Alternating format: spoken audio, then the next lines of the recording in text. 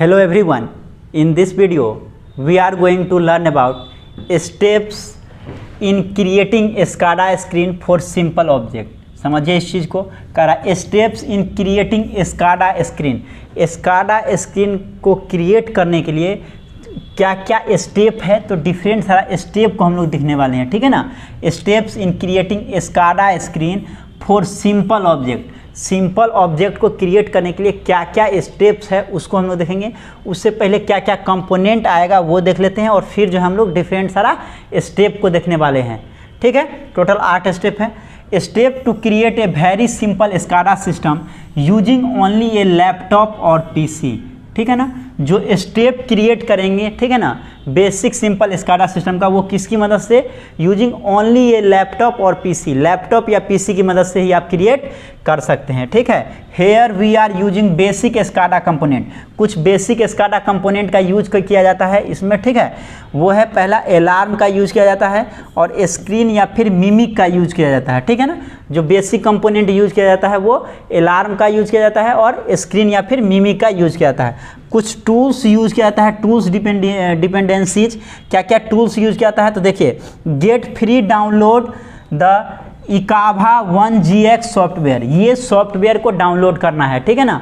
ये अगर स्टेप आपको जो SCADA स्क्रीन के लिए जो है स्टेप क्रिएट करने के लिए, सिंपल ऑब्जेक्ट के लिए स्टेप क्रिएट करने के लिए, सबसे पहले आपको ये जो है डाउनलोड करना पड़ेगा इकाभा 1GX सॉफ्टवेयर। ये फ्री डाउनलोडिंग है, फ्री आप डाउनलोड कर सकते हैं। डाउनलोड फॉर फ्री लिंक एस्केप सैक। उसके बाद जो है ये भी आपको डाउनलोड करना पड़ेगा, इंक एस्केप सैक को डाउनलोड करना पड़ेगा। फिर मोडबस सिमुलेटर, ये 3 चीज़ को आपको डाउनलोड करना पड़ेगा। सबसे पहले इकाभा 1GX सॉफ्टवेयर को डाउनलोड करना पड़ेगा, देन आफ्टर इंक एस्केप सैक को डाउनलोड करना पड़ेगा, और देन आफ्टर मोडबस सिमुलेटर जो है, ये 3 चीज़ को डाउनलोड करना है। और उसके बाद जो है स्टेप बनाया जाएगा, उसके बाद जो है स्टेप क्रिएट किया जाएगा, ठीक है। तो देखिए, जो पहला स्टेप है, इतना करने के बाद, ठीक है ना, वो तीनों को डाउनलोडिंग करने के बाद फिर जो फर्स्ट स्टेप आएगा न्यू प्रोजेक्ट को क्रिएट करने का, ठीक है, क्रिएटिंग न्यू प्रोजेक्ट। तो न्यू प्रोजेक्ट को क्रिएट करने के लिए सबसे पहले क्या क्या आता है, गो टू स्टार्ट मेनू पे जाएंगे, उसके बाद इकाभा 1GX पे जाएंगे, ठीक है, एंड लॉन्च इंटीग्रेटर एडिटर। और उसके बाद क्या होगा, जो इंटीग्रेटर एडिटर है उसको लॉन्च करेंगे। सबसे पहले जो पहला स्टेप होगा न्यू प्रोजेक्ट को क्रिएट करने का, वो स्टार्ट मेन्यू पे जाएंगे, फिर इकाभा 1GX पे जाएंगे, फिर लॉन्च इंटीग्रेटर एडिटर है वहाँ पे जाएंगे, फिर क्रिएट ए न्यू प्रोजेक्ट, और न्यू प्रोजेक्ट को क्रिएट कर लेंगे। तो ये सबसे पहला स्टेप है, ठीक है ना, सबसे पहला स्टेप है। नेक्स्ट जो सेकेंड स्टेप है, creating new input output port.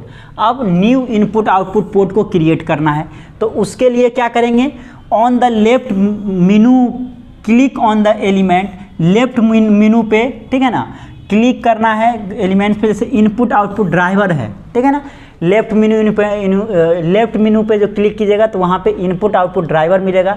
To display the content in main window, main window में कंटेंट को डिस्प्ले करने के लिए हम लोग इनपुट आउटपुट ड्राइवर पे जो है क्लिक करेंगे। Next, add a new input output port in the existing table content and enable it. उसके बाद क्या किया जाएगा, जो एक जो है न्यू इनपुट आउटपुट पोर्ट को जो है ऐड कर दिया जाता है, न्यू इनपुट आउटपुट पोर्ट को ऐड कर दिया जाता है टू द एग्जिस्टिंग टेबल। जो पहले से टेबल है उसी में न्यू इनपुट आउटपुट पोर्ट को एग्जिस्ट करेंगे, ठीक है, और उसको इनेबल कर देंगे, ठीक है। Then after here ethernet part will be use to connect the device to SCADA।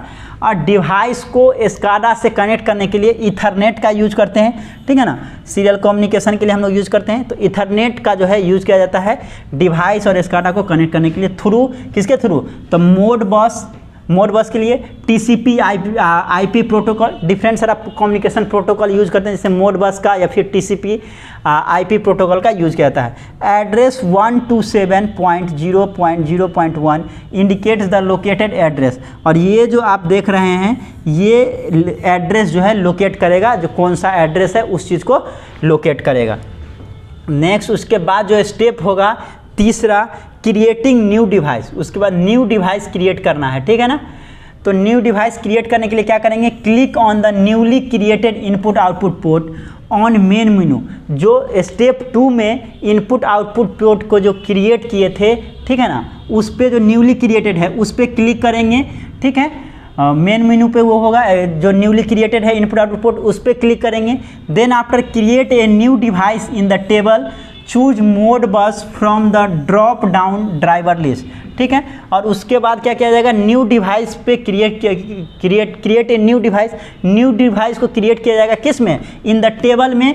Choose mode bus from the drop down driver list, जो ड्राइवर लिस्ट वहाँ पे दिखाएगा वहाँ से क्या करना है, मोड बस को जो है चूज कर लेना है, मोड बस को चूज कर लेना है, ठीक है। ये सब आपको उसी सॉफ्टवेयर में जाने पे आपको दिखेगा, स्टेप बाय स्टेप जैसे बोला जाता है उस तरह से कीजिएगा, तो आपका क्या हो जाएगा, वो SCADA स्क्रीन जो है सिंपल ऑब्जेक्ट के लिए क्रिएट हो जाएगा। स्टेप 4 उसके बाद क्या करना है, न्यू डिवाइस क्रिएट करने के बाद क्रिएट टैग्स को क्रिएट करना है, ठीक है ना, स्टेप बाय स्टेप करना है, टैग्स को क्रिएट करना है, ठीक है। Create tags are the one of the main component in a SCADA system. कह रहा है SCADA सिस्टम में टैग्स जो है ये सबसे बड़ा जो है या one of the main component जो है SCADA सिस्टम का है, वैल्यूएबल है। They are variables created in both SCADA and PLC RTU in order to pass parameter between instrument and SCADA, ठीक है ना। तो जो टैग्स जो है ये सबसे मुख्य कंपोनेंट है SCADA सिस्टम का। They are variables created in both SCADA और PLC या फिर RTU दोनों में जो है क्रिएट किया जाता है in order to pass parameter को पास करने के लिए किसके बीच में, इंस्ट्रूमेंट और SCADA के बीच में पैरामीटर को पास करने के लिए हम लोग टैग्स को क्रिएट करते हैं। Here 2 tags will be created to indicate an instruments measurement value and status. यहाँ पे जो है 2 टैग्स को क्रिएट करना है, ठीक है ना। एक टैग्स जो है वो इंस्ट्रूमेंट मेजरमेंट वैल्यू को बताएगा और दूसरा टैग्स जो है उसका स्टेटस को बताएगा। तो यहाँ पे 2 टैग्स क्रिएट करना है, एक मेजरमेंट वैल्यू को बताएगा और दूसरा जो है स्टेटस को बताएगा। तो स्टेप 4 में जो है क्या करना है, टैग्स को क्रिएट करना है। देन आफ्टर स्टेप 5 में क्या करना है, ट्रेंडिंग करना है, ठीक है। स्टेप 5 में ट्रेंडिंग करना है। Trending is another basic feature in SCADA for data monitoring purpose. Data को मॉनिटर करने के लिए, डेटा को जो है देख रेख करने के लिए किसका हम लोग करते हैं, तो ट्रेंडिंग को करते हैं, ठीक है ना। तो ये अनदर फीचर होता है SCADA में, एक दूसरा फीचर है डेटा को मॉनिटरिंग पर्पस से, देख रेख के पर्पस से इसका किया जाता है trending. Let's include one of the tags created to understand how it works, ठीक है ना। एक हम लोग जो टैग क्रिएट किए हैं, ठीक है ना, इसको समझने के लिए let's include one of the tags created to understand how it work, कैसे ये काम करता है इसको समझने के लिए एक टैग्स को जो है क्रिएट करेंगे, ठीक है। ऑन द लेफ्ट मेनू पे जाएंगे, गो टू स्क्रीन पे जाएंगे, उसके बाद then trend single layer, then trend पे जाएंगे। सबसे पहले लेफ्ट मेनू पे जाना है, फिर जो है वहाँ से स्क्रीन पे जाना है, फिर ट्रेंड पे जाना है, फिर सिंगल लेयर पे जाना है and reveal the pre created HTML code page. और उसको जो है जो प्री क्रिएटेड पहले से क्रिएट किया हुआ HTML कोड पे जो है उसको जो है रिवील करना है। Append the script into the HTML file, और HTML फाइल में जो है उसको स्क्रिप्ट को जो है लिख लेना है। उसके बाद जो है नेक्स्ट स्टेप 6 वो है रिपोर्ट, ठीक है। तो रिपोर्ट के लिए क्या किया जाएगा, अदर देन ट्रेंडिंग के अलावा reports are very useful for data monitoring in SCADA system. Trending के अलावा जो है रिपोर्ट्स जो है ये भी बहुत ही यूजफुल होता है मॉनिटरिंग करने के लिए, ठीक है ना। डेटा को मॉनिटरिंग कर SCADA सिस्टम में डेटा को मॉनिटर करने के लिए, देख रेख करने के लिए, कलेक्ट करने के लिए ये जो रिपोर्ट्स है वो भी एक यूजफुल है ना। In fact in many work places process reports are generated for billing purpose, ठीक है ना। कह रहा बहुत सारा वर्क प्लेसेस पे जो है रिपोर्ट्स जनरेट किया जाता है, किसके लिए, बिलिंग पर्पस के लिए रिपोर्ट जनरेट किया जाता है, ठीक है ना। बिलिंग मतलब कितना आपका कॉस्ट पड़ा या क्या चीज़ पड़ा, पूरा डिटेल के लिए जो है रिपोर्ट जनरेट किया जाता है बिलिंग पर्पस के लिए।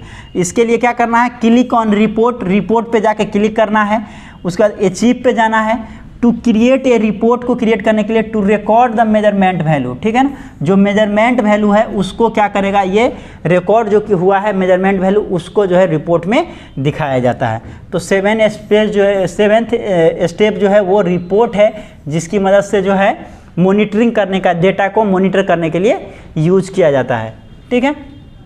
और लास्ट जो 7th जो स्टेप है, टोटल 8 है, 7th स्टेप में अलार्म है, ठीक है ना। तो अलार्म का क्या काम है, process alarm are important in a production to avoid any unwanted loss. किसी भी तरह का अनहोनी होना या उसका लॉस होना, उससे बचने के लिए अलार्म का ज़रूरी पड़ता है, ठीक है ना।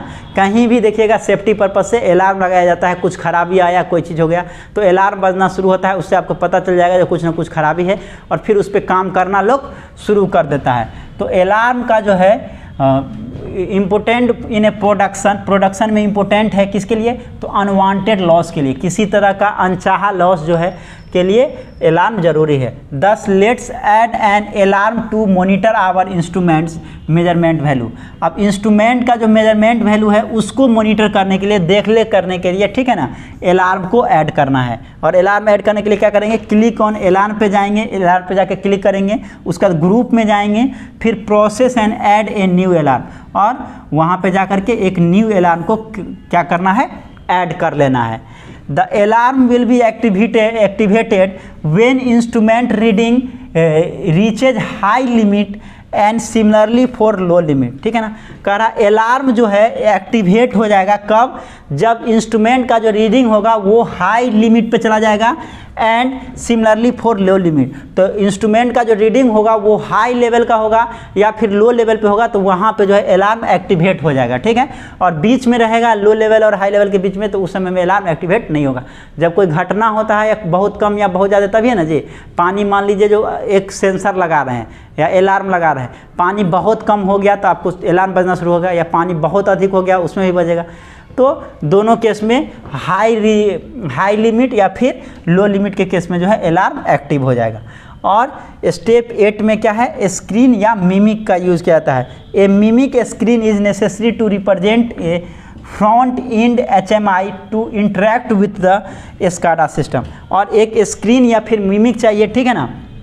एक mimic screen is necessary to represent a front end HMI human machine interface के लिए, ठीक है।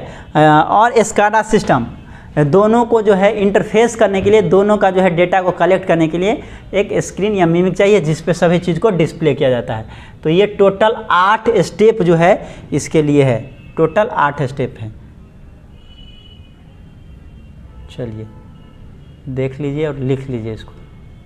हाँ, यहाँ से लिखना है steps in creating SCADA screen for simple object. Simple object के लिए जो स्टेप जो है क्या क्या स्टेप है उसके लिए कुछ कंपनी जैसे अलार्म, स्क्रीन मिमिक, इसका यूज होता है। सॉफ्टवेयर है इकाभा 1GX सॉफ्टवेयर डाउनलोड करना है, फिर इंक एस्केप सेक को डाउनलोड करना है, फिर मोडबस सिमुलेटर डाउनलोड करना है। ये तीनों करने के बाद फिर ये 8 स्टेप जो है इसको फॉलो करना है, ठीक है। लिख लीजिए इसको, ये 8 स्टेप को फॉलो करना है।